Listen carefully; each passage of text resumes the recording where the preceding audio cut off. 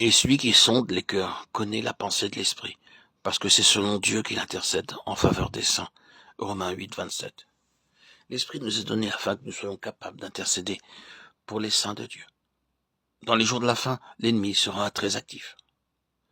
Et il fut précipité, le grand dragon, le serpent ancien, appelé le diable et Satan, celui qui séduit toute la terre. Il fut précipité sur la terre. Et ses anges furent précipités avec lui.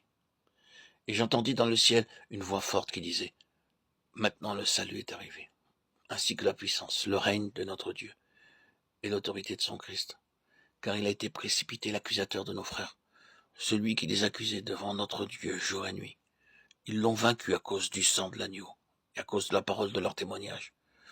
Et ils n'ont pas aimé leur vie jusqu'à craindre la mort. C'est pourquoi réjouissez-vous, cieux, et vous qui habitez dans les cieux. Malheur à la terre et à la mer, car le diable est descendu vers vous, animé d'une grande colère, sachant qu'il a peu de temps. Quand le dragon vit qu'il avait été précipité sur la terre, il poursuivit la femme qui avait enfanté le fils.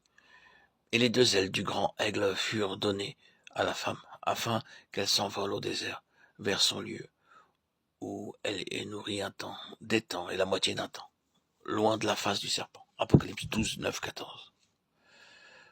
Dans les jours de la fin, le diable utilise trois armes contre le peuple de Dieu. Il est le séducteur. Deuxièmement, il est l'accusateur. Et troisièmement, il est le persécuteur. Et il fut précipité, le grand dragon, le serpent ancien, appelé le diable et Satan, celui qui séduit toute la terre. Il fut précipité sur la terre, et ses anges furent précipités avec lui. C'est la première arme que le diable utilise, séduire le peuple de Dieu. Deuxièmement, et j'entendis dans le ciel une voix forte qui disait, « Maintenant le salut est arrivé, ainsi que la puissance, le règne de notre Dieu, et l'autorité de son Christ. » Et troisièmement, quand le dragon vit qu'il avait été précipité sur la terre, il poursuivit la femme qui avait enfanté le fils. Le diable, en tant qu'accusateur, accuse le peuple de Dieu, ses serviteurs et ses saints. Vous seriez surpris si vous saviez combien de gens le diable utilise pour accuser faussement le peuple de Dieu. Parfois ils disent d'horribles choses uniquement pour amener le trouble. Ainsi le diable a le pouvoir d'être un tentateur, un séducteur et un persécuteur. Ainsi nous pouvons intercéder pour ces gens. Il m'a été rappelé encore et encore avec un fardeau sur mon cœur d'intercéder pour celui-là et celui-là, ceci par le moyen d'un travail persévérant dans la prière.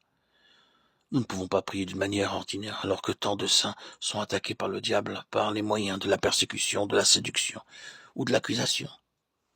Ils peuvent être protégés uniquement par l'intercession. La parole de Dieu dit que c'est seulement par l'intercession que nous pouvons les secourir. Ésaïe 54, 17. Ne perdez pas votre temps à écrire des lettres pour vous défendre et ne perdez pas non plus votre sommeil. Prenez un bon repas et allez dormir. Mais intercédez pour eux. Par l'intercession, nous proclamons la protection de Dieu pour ceux qui ont été attaqués par le diable, que ce soit par l'accusation, la séduction ou la persécution. Le diable a un grand pouvoir pour persécuter les serviteurs de Dieu et les saints de Dieu. Nous les protégerons par l'intercession, par le travail de la prière. Ainsi, les 7 œuvres apparentes du Saint-Esprit, d'abord l'Esprit qui habite, l'Esprit de vie, l'Esprit qui conduit, l'Esprit d'adoption ou de maturité, l'Esprit qui témoigne, puis l'Esprit qui secourt et l'Esprit d'intercession. C'est pas la septuple expression visible de l'œuvre du Saint-Esprit qui peut être vue par les amis, les ennemis, les voisins et les parents. Ainsi, gardons-les dans la pensée et prions. Seigneur Jésus-Christ, je veux être avec toi sur ton trône. Sois assez aimable pour que me posséder complètement par ton esprit. Remplis-moi de ton esprit selon ta promesse. Je suis prêt. Proclamez la septuple plénitude et il vous montrera comment elle peut devenir vôtre. La septuple œuvre apparente du Saint-Esprit dans nos vies, œuvre, afin qu'elle soit vue par nos amis, nos ennemis, nos voisins, les étrangers, des parents ou des croyants. Cela ne peut être caché et ce travail nous est montré clairement dans Romains 8, 9. Pour vous, vous ne vivez plus selon la chair, mais selon l'Esprit. Si du moins l'Esprit de Dieu habite en vous, si quelqu'un n'a pas l'Esprit de Christ, il ne lui appartient pas.